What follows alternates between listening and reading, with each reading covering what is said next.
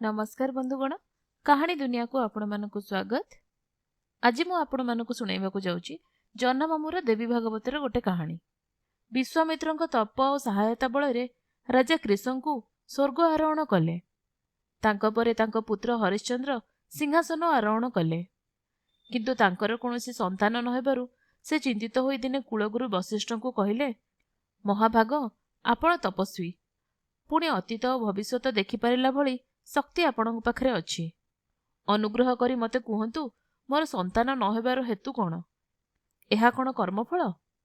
वशिष्ठ कहिले, वत्स, कारण जहा हेथाउ ना काहेकि अवस्था बदलाई देबार शक्ति मनुष्यर रहिछि। तमे वरुण देवंकु पूजा कर, से मनुष्यर संतान भाग्यर नियंता। से प्रसन्न हेले तुमे अवश्य संतान लाभ करि परिबो। हरिश्चंद्र गंगाकूलकु जाई वरुण देवंक उपरे मनोनिवेश करी ध्यानस्थ हेले। तांको भक्ति और निष्ठारे तुष्ट होई वरुण देव तांको देखादेले एवं कौनसी वर मागिबाकू कहिले। हरिश्चंद्र आनंदित होई वरुण देवंकु प्रणाम करी कहिले, देव, आपण जेतेबेले दया परवश होइचंती सेतेबेले मोर एतिकी मागुणी पूरण हो, मते पुत्रटीए मिलू। वरुण अल्प हसी कहिले, राजा, तुमको सुंदर और सदाचारी पुत्रटीए मिलिबो, किंतु ताकू तमे यज्ञ उत्सर्ग करने राजी अछ कि? हरिश्चंद्र बड़ द्वंद्वरे पड़िले। से जदि प्रस्तुत नाहांती बोली कहिबे तेबे संतान प्राप्ति आ भाग्यर जुटिब नाही। एते तपस्या वृथा जीव। तेणे निज संतान को यज्ञ उत्सर्ग करदेवे बा किपरि? से नीरव रहिले। वरुण देव कहिले, राजा, शीघ्र मनस्थिर कर। तुम संतान भाग्य बदलाई देबार अन्य कौनसी पंथा नाही। जदि पुत्रटीए चाहिब तेबे मिलिबो, किंतु एहा ही शर्त। जदि साहस अछि तेबे कुह। हरिश्चंद्र बुझिले स्वाभाविक भावरे पुत्र लाभ तांको भाग्ୟରେ नाही। तेणु से एही शर्तरे राजी होईगले आउ कहिले, जहा हेबार हौ, आपण मते पुत्र लाभर वरदान करंतु। वरुण देव तथास्तु कही अदृश्य होईगले। हरिश्चंद्र नगर को फेरी आसिले आउ राणी शैब्याଙ୍କୁ तांको वरलाभ विषय शुणाइले। यथा समय राणी एक पुत्र संतान जन्म देले। राज्यव्यापी उत्सव हेला। राजा हरिश्चंद्र पुत्रर नाम रखिले रोहित। उत्सव शेष न होणु ब्राह्मण बेशरे आसी पहुंचीगले वरुण देव। अन्य केही तांको चिन्हि परिबार संभावना नथिला। राजांको से निजर परिचय देई कहिले, निसंतान दोषरु तो तमे मुक्ति हेल, एणिकी शर्त रक्षा कर, पुओ को विसर्जन दियो। राजा विषम परिस्थिति रे पड़िले। एते सहल तांको शर्त रक्षा करिबाकू पड़िबो बोली से भाबी नथिले। से वरुण देवंकु कहिले, संतान नामवाच्य हेबाकू शिशु को अंततः मासे समय लागिबो, ठीक नुए? बेस, मु मासटीए छाड़ी आसीबी, एहा कही वरुण देव चलीगले। हरिश्चंद्र स्वस्ति सचुक निश्वास छाड़िले। से ब्राह्मण मानकू गाभी और स्वर्णदान कले। पुत्रर सुख देखि से आनंद भितरे अनागत विपद कथा भूली रहिबाकू चेष्टा कले। किंतु एक मास अतीत हेबा मात्रे वरुणदेव पुणी ब्राह्मण रूपरे पहुंचीगले आ पुत्र को उत्सर्ग करबाकू कहिले। हरिश्चंद्र कहिले, देव, आपणक शुभ आगमन रे मो प्रसाद धन्य हेला, किंतु ए शिशु अद्यापि दंतहीन। यज्ञ उत्सर्गित हेला भली योग्यता एहार काहू आसिला? वरुणदेव कहिले, बेस कथा राजा, मु शिशुर दांत उठिबा परे आसी तुमको भेटिबी। शिशुर दांत उठी सारिबा मात्रे वरुणदेव आसी पहुंचीगले आउ यज्ञानुष्ठान करी शिशु को उत्सर्ग करदेबा पई जिगर कले। हरिश्चंद्र विनयपूर्वक कहिले, देव, आपण निश्चय जानती अद्यावधि जार शिरमुंडन होई नाही से मनीष पदावच्य नुहे। ताकू उत्सर्ग करिबा अर्थ यज्ञर अवमानना करिबा। तेणु शिरमुंडन हेला भली बयस को शिशु आसीबा पर्यंत आपण अनुग्रह करी अपेक्षा करंतु। वरुणदेव कहिले, हरिश्चंद्र, तमे संतान ममतारे अंध होई जणे देवता प्रति निजर वचन भंग कल। काल कालकू ए अपजस न रहू। तुमर इच्छा अनुसारे एथरक मु फेरी जाउची, किंतु ए शिशुर शिर मुंडन हेबा मात्रे आसी पहुंचीबी। सेतेबेले जदि कोनोसी आଳରେ मते फेराई देब तेबे भीषण अभिशाप देबी। एहा कही वरुणदेव सेठारु चालीगले। किछि दिन गला, रोहितर शिर मुंडन होईगला। संगे संगे वरुणदेव आसी पहुंचीगले आउ कहिले, राजा, ଶିଶୁର ଶିରମୁଣ୍ଡନ ତ ହୋଇଗଲା, ଆଉ ବିଳମ୍ବ କାହିଁକି? ଯଜ୍ଞର ବ୍ୟବସ୍ଥା କର। ହରିଶ୍ଚନ୍ଦ୍ର ଉତ୍ତର ଦେଲେ, ଦେବ, ମୁଁ ଆପଣଙ୍କ କଥା ଅନ୍ୟଥା କରନ୍ତି ନାହିଁ, କିନ୍ତୁ ବ୍ରାହ୍ମଣମାନେ କହୁଛନ୍ତି ଯାହାର ଉପନୟନ ହୋଇନାହିଁ ସେ ଯଜ୍ଞର ଉପଯୁକ୍ତ ହେଲା ଭଳି ପବିତ୍ର ହୋଇନାହିଁ, ତାକୁ ଉତ୍ସର୍ଗ କରିବା ବିଧିସଙ୍ଗତ ହେବ ନାହିଁ। ବରୁଣଦେବ ଏହା ଶୁଣି ନୀରବ ରହିଲେ। ହରିଶ୍ଚନ୍ଦ୍ର ପୁଣି କହିଲେ, ଶାସ୍ତ୍ରରେ ଅଛି ବ୍ରାହ୍ମଣ ପୁତ୍ରର ଉପନୟନ 8 ବର୍ଷରେ, କ୍ଷତ୍ରିୟର 11 ବର୍ଷରେ ଏବଂ ବୈଶ୍ୟର 12 ବର୍ଷରେ ଉପନୟନ ହେବା ଉଚିତ। ତେଣୁ ରୋହିତ 11 ବର୍ଷ ହେବା ଯାଏ ଆପଣ ଅପେକ୍ଷା କରନ୍ତୁ। ତେଣିକି ମୋର ଆପତ୍ତି କରିବାର କିଛି ଯୁକ୍ତି ନଥିବ। ବରୁଣଦେବ ଚାଲିଗଲେ। ହରିଶ୍ଚନ୍ଦ୍ର ତାଙ୍କ ମନରୁ ଦୁଶ୍ଚିନ୍ତା ଦୂର କରି ଆନନ୍ଦ ମନରେ ଦିନ ବିତାଇବାକୁ ଲାଗିଲେ।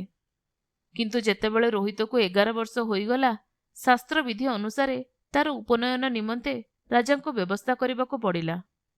ଉପନୟନ ଅନୁଷ୍ଠାନ ଶେଷ ହେବା ମାତ୍ରେ ବରୁଣଦେବ ଆସି ପହଞ୍ଚିଗଲେ, ଆଉ ଯଜ୍ଞ କରିବାକୁ କହିଲେ।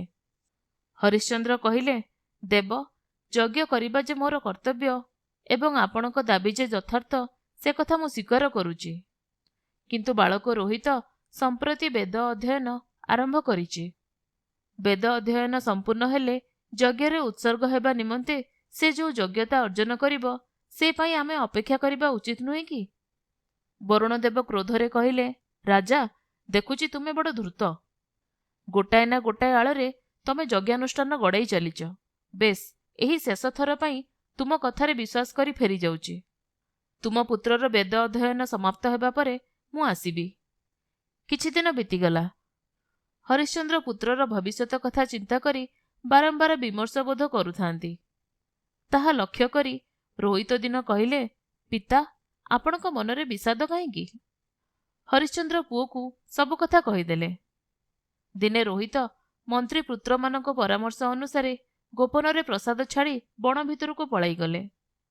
ରାଜା ତାଙ୍କର ଠାବ କରିବାକୁ ଚେଷ୍ଟା କଲେ, କିନ୍ତୁ ସଫଳ ହେଲେ ନାହିଁ। ଦିନେ ବରୁଣଦେବ ଆସି ପହଞ୍ଚିଗଲେ। ରାଜା ତାଙ୍କୁ ପ୍ରଣାମ କରି କହିଲେ, ଦେବ, ପ୍ରାଣ ଭୟରେ ପୁଅ ପ୍ରସାଦ ଛାଡ଼ି କୁଆଡ଼େ ପଳାଇ ଯାଇଛି। ଯେତେ ଦୂର ସମ୍ଭବ ଅନୁସନ୍ଧାନ କରି ମଧ୍ୟ ତାକୁ ପାଇଲି ନାହିଁ। କରିବି କ'ଣ?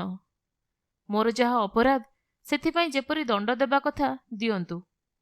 ବରୁଣଦେବ କହିଲେ, ତୁମେ ମୋତେ ପ୍ରତାରିତ କରିବାକୁ ଚେଷ୍ଟା କରୁଛ ରାଜା। ମୁଁ ଅଭିଶାପ ଦଉଛି, ତୁମେ ଶଯ୍ୟାଶାୟୀ ହୁଅ। ଏହା କହି ବରୁଣଦେବ ଅଦୃଶ୍ୟ ହୋଇଗଲେ।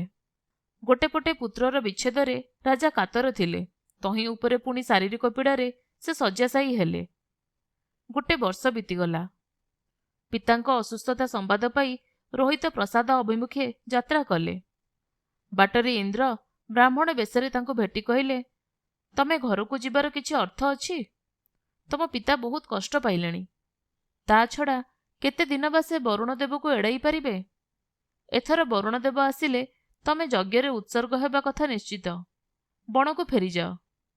ତମ ପିତାଙ୍କ ମୃତ୍ୟୁ ଅନ୍ତେ ଫେରିଆସି ରାଜ୍ୟଭୋଗ କରିବ। ରୋହିତ ଏ କଥାରେ ପ୍ରଭାବିତ ହୋଇ ବଣକୁ ଫେରିଗଲେ। ଆହୁରି ବର୍ଷଟିଏ ବିତିଗଲା। ପିତାଙ୍କ ଯନ୍ତ୍ରଣା କଥା ଶୁଣି ରୋହିତ ଆଉ ରହିପାରିଲେ ନାହିଁ। ସେ ପ୍ରସାଦ ଅଭିମୁଖୀ ଚାଲିଲେ। କିନ୍ତୁ ପୁଣି ବାଟରେ ଛଦ୍ମବେଶୀ ଇନ୍ଦ୍ର ତାଙ୍କୁ ନାନା କଥା କହି ବଣକୁ ଫେରାଇ ଦେଲେ। ହରିଶ୍ଚନ୍ଦ୍ର କୁଳଗୁରୁ ବଶିଷ୍ଠଙ୍କୁ ତାଙ୍କ ରୋଗର ଉପଶମ ଦିଗରେ କ'ଣ କରାଯାଇପାରେ ସେ ପ୍ରଶ୍ନ କଲେ। ବଶିଷ୍ଠ କହିଲେ, ବରୁଣଦେବ ତମ ପୁତ୍ରକୁ ଯଜ୍ଞରେ ଉତ୍ସର୍ଗ ହେବା ଚାହାନ୍ତି। ପୁତ୍ର 10 ପ୍ରକାର। ତମେ ଗୋଟେ ବାଳକ କ୍ରୟ କରି ତାକୁ ନିଜ ପୁତ୍ର ରୂପେ ଯଜ୍ଞରେ ଉତ୍ସର୍ଗ କର। ତାହାଦ୍ୱାରା ତମେ ଶାପମୁକ୍ତି ହୋଇପାରିବ। ହରିଶ୍ଚନ୍ଦ୍ର ଏ ପରାମର୍ଶ ଗ୍ରହଣ କରି ନିଜ ମନ୍ତ୍ରୀଙ୍କୁ ଡାକି ଗୋଟେ ଉପଯୁକ୍ତ ବାଳକର ସନ୍ଧାନ କରିବାକୁ ନିର୍ଦ୍ଦେଶ ଦେଲେ।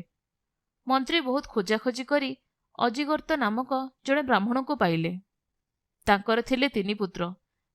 3 ପୁତ୍ରଯାକ ସୁଲକ୍ଷଣବନ୍ତ ଥିଲେ।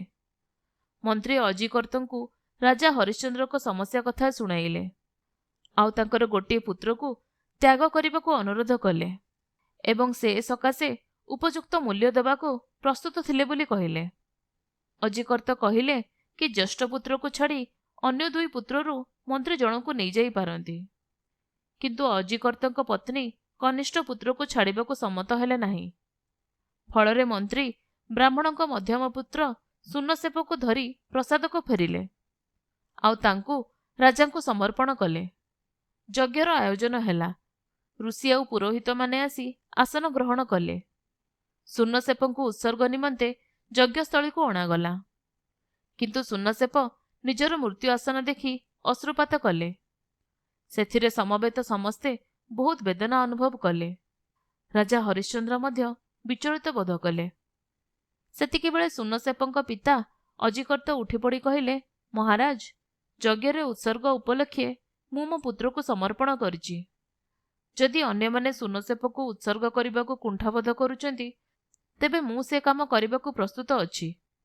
ସଭାରେ କୋଳାହଳ ଶୁଭିଲା। କେହି କେହି ଅଜିକର୍ତ୍ତକୁ ଆଦର୍ଶ ବ୍ରାହ୍ମଣ ବୋଲି କହିବା ସ୍ଥଳେ ଆଉ କେହି କେହି ତାଙ୍କୁ ନିଷ୍ଠୁର ବୋଲି କହିଲେ। ସେତିକିବେଳେ ସେଠାରେ ଆସି ପହଞ୍ଚିଗଲେ ବିଶ୍ୱାମିତ୍ର। ସେ କହିଲେ, ରାଜା, ଏ ବାଳକକୁ ମୁକ୍ତି ଦିଅ। ତପବଳରେ ମୁଁ ତମ ପିତାଙ୍କୁ ସ୍ୱର୍ଗକୁ ପଠାଇଛି। ମୋର ସେହି ଉପକାର ସ୍ମରଣ କରି ତୁମେ ମୋ ନିର୍ଦ୍ଦେଶ ପାଳନ କର।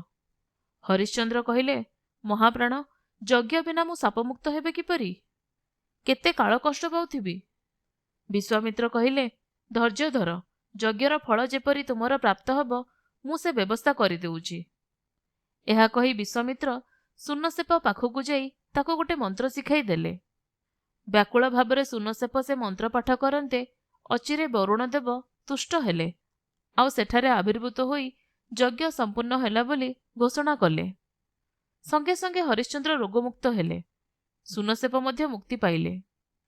ବର୍ତ୍ତମାନ ପ୍ରଶ୍ନ ଉଠିଲା, ସୁନଶେପ କାହାକୁ ନିଜର ପିତା ରୂପେ ସ୍ୱୀକାର କରିବେ? ସେ ନିଜେ ସେ କଥା ସମବେତ ମୁନି ଋଷି ଆଉ ପୁରୋହିତମାନଙ୍କୁ ପ୍ରଶ୍ନ କଲେ। ସୁଧୀଜନ ମତ ଦେଲେ କି ବିଶ୍ୱାମିତ୍ର ହିଁ ତାଙ୍କର ପ୍ରାଣ ରକ୍ଷା କରିଥିବା ଦୃଷ୍ଟିରୁ ସେ ତାଙ୍କର ପିତା। ସୁନଶେପ ବିଶ୍ୱାମିତ୍ରଙ୍କୁ ଅନୁସରଣ କରି ପ୍ରସ୍ଥାନ କଲେ। ଆପଣମାନେ ଶୁଣୁଥିଲେ ଜହ୍ନମାମୁଁର ଦେବୀ ଭାଗବତର ଗୋଟେ କାହାଣୀ।